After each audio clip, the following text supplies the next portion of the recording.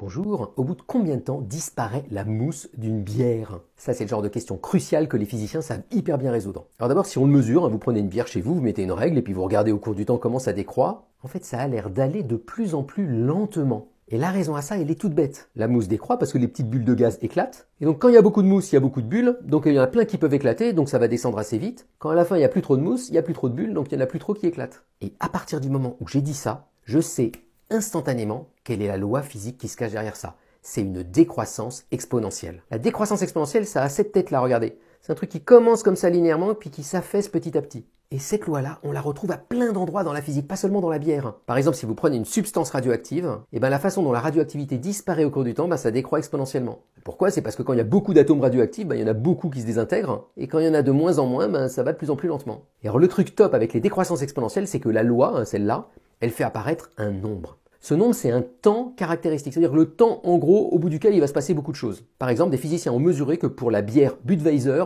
ce temps, c'est 155 secondes. Ça veut dire que si vous êtes bien plus long que ce temps, genre une demi-heure, il n'y a plus de mousse. Si vous êtes bien plus petit que ce temps, genre 1 ou 2 secondes, il y a toute la mousse. Et maintenant, vous pouvez comparer entre elles toutes les bières. Voilà, la prochaine fois qu'on vous parle d'un temps de décroissance exponentielle, vous saurez en gros ce que c'est. Et ici, c'est sur des déchets radioactifs, ça vous renseigne directement sur le temps pendant lequel ils vont être radioactifs. Voilà un exemple d'alliance de la physique et des mathématiques. Bonne journée!